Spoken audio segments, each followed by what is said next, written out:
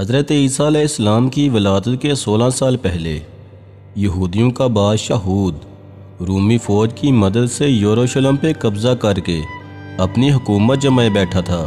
اس دور فتنہ اور فساد اپنے عروج پہ تھا، مظلوم پہ ظلم ہوتا رہتا تھا، لوگ دولت کو عزیز اور اللہ کے نیک بندوں کو کم تر سمجھتے تھے۔ سب کی ایک امید تھی کہ ایک مسیحا آئے گا جو اس ظلم کو مٹائے گا، حق کو ظاہر کرے گا اور ظلم اپنے اختتام کو جائے گا۔ وہ دور حضرت عمران اور حضرت زکریا علیہ السلام کا تھا۔ لوگ ان اللہ کے نبیوں کی توہین کیا کرتے تھے، لیکن وہ مطمئن ہو کے کہتے تھے جلد اس عمران کے نسب سے ایک مسیحا آئے گا جو مردوں کو زندہ کرے گا، کوڑ کے مریضوں کو شفا دے گا، اندھوں کو آنکھیں دے گا۔ ایک رات اس علاقے کا بادشاہ ہود خواب دیکھتا ہے کہ ایک بچے کی ولادت ہوئی، ہر کوئی اس کی عزت کرنے لگا اور اس بادشاہ کا دبدبہ ختم ہونے لگا۔ اس نے اپنی فوج کو بلا کے کہا جاؤ دیکھو، اگر آس پاس کسی بچے کی ولادت ہوتی ہے تو اسے پیدا ہوتے ہی مار دو۔ حضرت عمران کا انتقال ہو چکا تھا اور حضرت زکریا بار بار لوگوں کو کہتے تھے کہ حضرت عمران کی اولاد میں سے مسیحا ہوگا۔ وہ فوج حضرت عمران کے گھر پہنچتی ہے اور ساتھ ساتھ پورا یروشلم اس بچے کی زیارت کرنے کے لیے آتا ہے۔ بس بچے کے رونے کی آواز باہر آئی، سپاہیوں نے تلواروں کو تھامے رکھا، لوگوں کی امیدیں ابھرنے لگیں کہ اتنی دیر میں دائی نے کہا لڑکا نہیں بلکہ لڑکی ہوئی ہے۔ یہ دیکھ کر سب لوگ حضرت زکریا کا مذاق اڑانے لگے کہ یہ تھا ہمارا مسیحا، لیکن اللہ کے نبی زکریا مسکرا کے کہنے لگے اللہ کے ہر فیصلے میں کوئی نہ کوئی مصلحت ہوتی ہے۔ سپاہی ہنس کے چلے گئے، بادشاہ ہنس کے سو گیا، لیکن وہ ماں جس کے شکم سے وہ بچی آئی وہ رو رو کے کہتی ہے اے اللہ، میں نے دعا کی تھی کہ میرا بیٹا ہوگا، میں تیرے دربار کے لیے نظر کروں گی اور وہ تیرا خادم بنے گا، بیت المقدس میں رہے گا، قدس کی صفائی کرے گا، تیری خدمت کرے گا۔ لیکن اے اللہ، تو نے مجھے بیٹی عطا کی، میں تو خوش ہوں، لیکن میں اپنی منت کا کیا کروں؟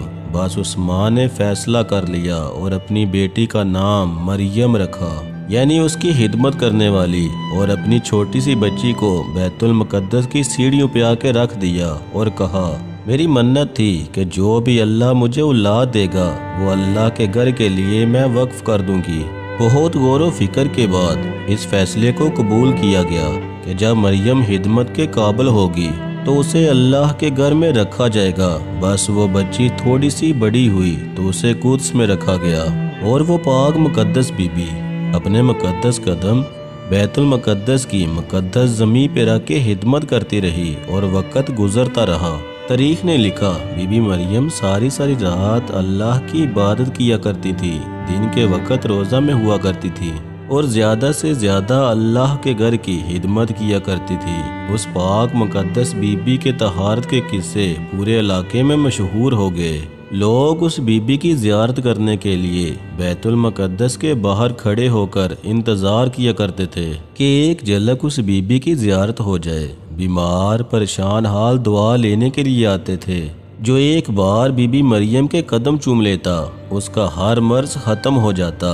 اللہ کی وہ مقدس بی بی اپنے حصے کا کھانا غریبوں میں تقسیم کر دیتی، خود بھوکے پیٹ ہی روزہ رکھ لیتی۔ ایک دن حضرت زکریا بی بی مریم کے حجرے میں آئے، کیا دیکھا کہ کچھ بے موسم کے میوے بی بی مریم کے سامنے رکھے ہوئے ہیں۔ حضرت زکریا حیران ہو کے پوچھتے ہیں اے مریم، یہ کون لے کے آیا ہے؟ بی بی نے آسمان کی طرف نگاہ کر کے کہا وہ جس کے بندوں کو میں نے اپنے حصے کا کھانا دے دیا، کیسے ہو سکتا ہے وہ مجھے چھوڑ دے؟ حضرت زکریا نے جب بی بی مریم کا ایمان دیکھا تو فخر کرنے لگے۔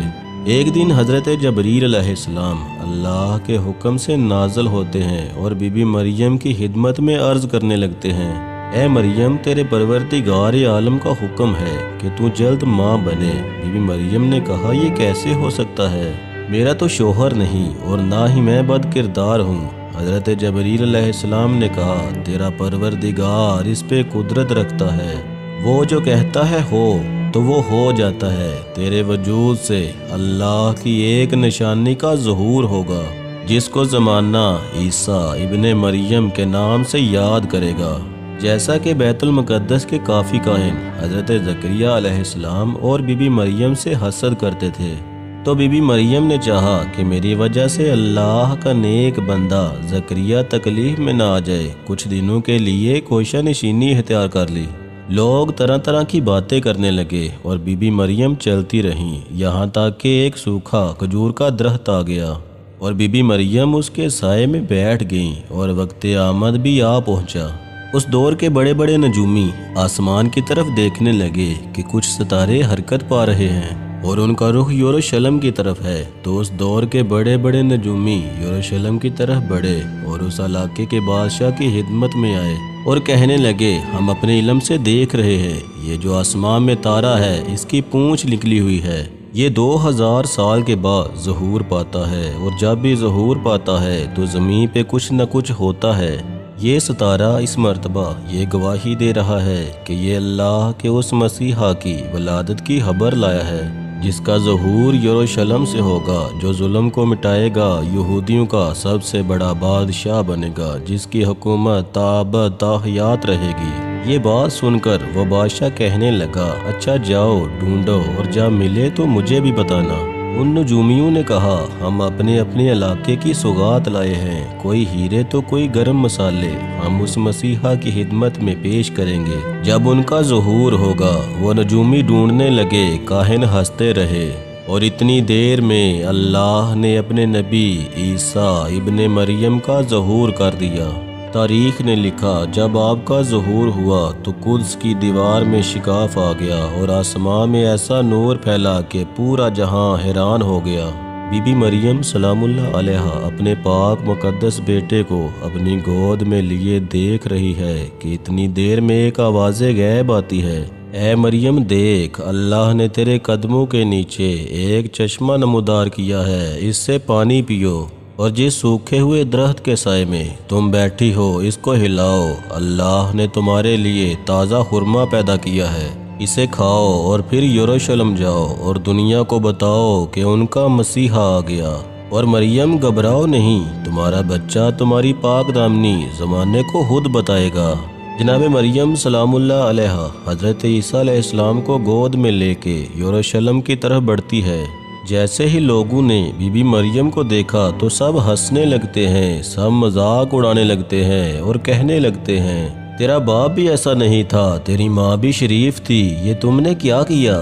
بی بی مریم نے اشارے سے کہا، میں روزے سے ہوں، جو کچھ پوچھنا ہے اس بچے سے پوچھو، تمہارے سوالوں کے جواب یہ بچہ دے گا۔ لوگ بی بی کا مذاق اڑانے لگے، یہ ابھی پیدا ہونے والا بچہ یہ کیسے بولے گا؟ اتنی دیر میں وہ معصوم لب ہلے اور معصوم لبوں سے آواز آئی کہ میں اللہ کا نبی ہوں، میں عیسیٰ مسیح ہوں، میں ہی ہوں جس کا انتظار تم کرتے آئے ہو۔ میں اندھوں کو آنکھیں دوں گا، میں مریضوں کو شفا دوں گا اور مردوں کو اللہ کے حکم سے زندہ کروں گا۔ اللہ نے میرے وجود کو معجزہ بنا کے بھیجا ہے۔ اس بچے کا آواز سن کے سب حیران ہو گئے، کوئی رونے لگا، کوئی بھاگنے لگا، کوئی گرنے لگا، سب کے سب گھٹنوں پہ بیٹھ گئے، اور وہ جو نجومی آئے تھے وہ اپنی اپنی سوغات بی بی مریم کے قدموں میں رکھ کے اپنی جبین کو سجدے میں جھکا لیا، اور اس عظیم دن کو خوشی کا دن قرار دیا گیا۔ ہزاروں سال گزر گئے، آج بھی اس دن کی خوشی قائم ہے۔ تمام اہل ایمان کو اللہ کے نبی حضرت عیسیٰ مسیح روح اللہ کی آمد مبارک ہو۔